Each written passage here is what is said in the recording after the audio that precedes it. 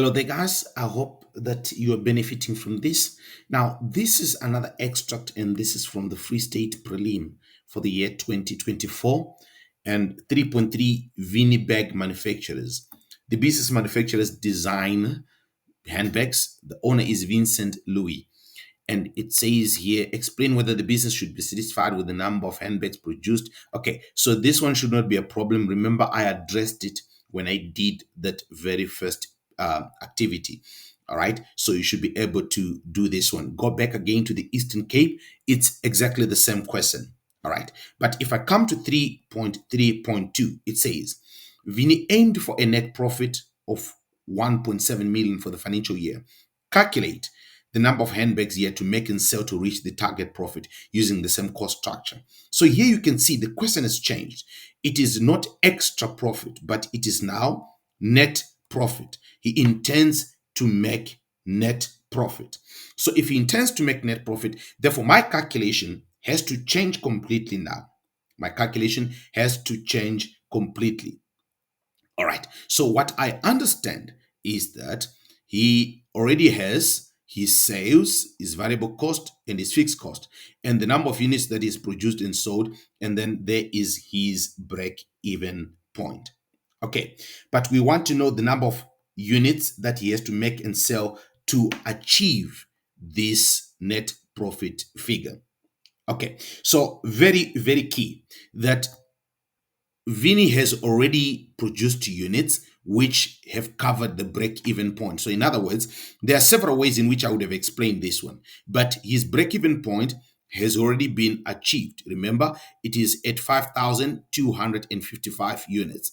That is his break-even point.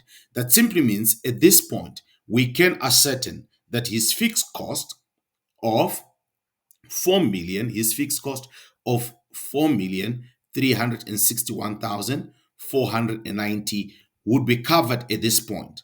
Okay, his total fixed cost of 4,361,490 will be covered at this particular point. And he intends to achieve a net profit of 1.7 million. Okay, so if he's to achieve a profit, remember I told you that profit has to be now above, okay? But he wants to achieve a net profit, okay? So this is net profit.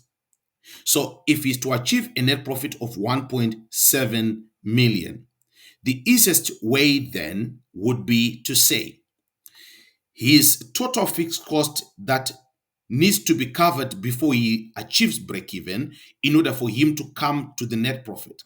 We will take that total fixed cost, which is the 4,361,490, and then we say, how much of the net profit does he intend to achieve? He intends to achieve 1.7. Then we add the profit of 1.7 million. And we divide all of this by our contribution per unit, which is my selling price per unit, which is 1.6.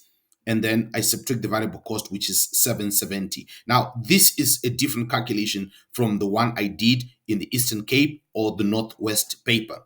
So when I come here, I'm now going to add that and that together, and then I'm going to end up with 6,061,490. 6,061,490. And then I divide by the difference here, which is 1.6 minus 770, which is your 830. Okay, that is my contribution per unit. So if I divide this one by that one, I'm going to end up now with my 7,303 units. 7,303 units. These are the number of units that he has to produce and sell in order to achieve a targeted or an aimed net profit. So a different calculation now. If he has to cover a particular net profit, you have to take your total fixed cost and then you add your targeted profit, your targeted net profit.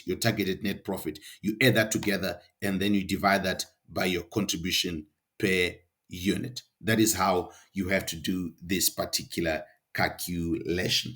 I think I still have one more calculation, which I'm going to break down, and then I'll make the next following video. So watch out for one more video that is going to come on this particular calculation, which is different, by the way, which is totally different. And one key thing about this one, which will be different from the next question, which I'm going to do, which is from the Mpumalanga paper, is that in this case, the business was already making a profit.